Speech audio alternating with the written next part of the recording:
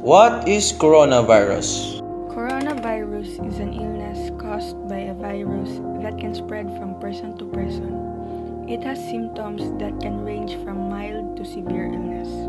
How is COVID-19 transmitted?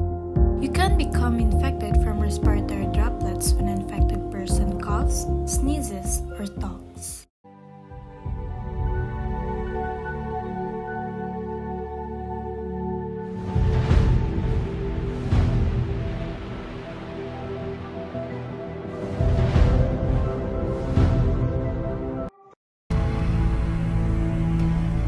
Meron bang proteksyon laban sa higit sa 100 sakit? Oo, meron. The number 1 alcohol, Green Cross. Proven na pumapatay ng mga bacteria at viruses na sanhi ng diarrhea, hepatitis A, trangkaso, at napakarami pang sakit. Stop 100 plus diseases with Green Cross alcohol. May one defense versus 100 plus diseases. Green Cross alcohol, una sa proteksyon.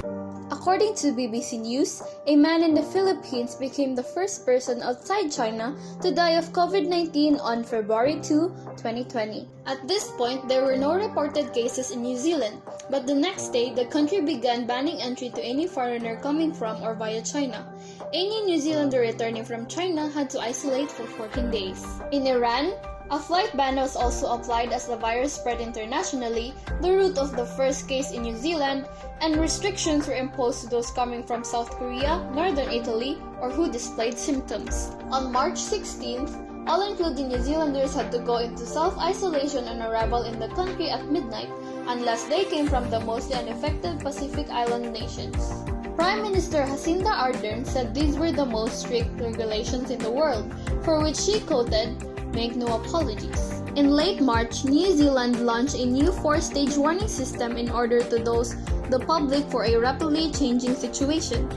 It will clearly show the current danger and the appropriate social distancing steps based on existing wildfire warnings. The system began at level 2, but on March 25th, it had risen to level 4. That triggered a total nationwide lockdown with only essential services running and everyone told to stay at home in their bubbles. At that point, New Zealand had recorded only 102 cases and no deaths. The World Health Organization has praised New Zealand for acting quickly, holding it as an example to other countries.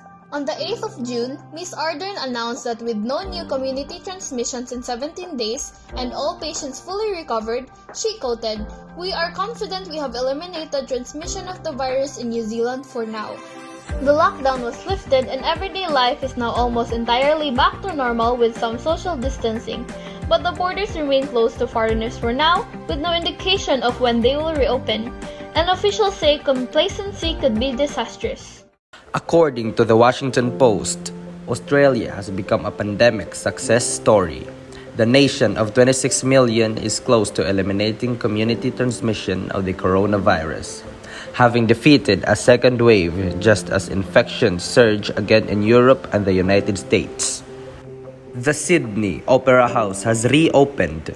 Almost 40,000 spectators attended the city's rugby league grand final. Workers are being urged to return to their offices as North America, Europe, India, Brazil, and other regions and countries struggle to bring tens of thousands of daily infections under control. Australia provides a real-time roadmap for democracies to manage the pandemic.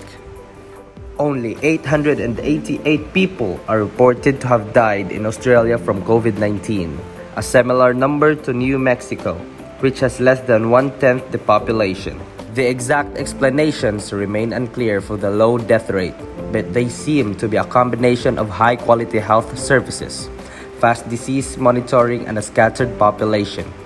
Perhaps one of the most significant factors, however, was the decision by most state governments to close Australia's border to foreigners in March 20, and subsequent internal border closures. Despite the shift in rules, tough restrictions remain.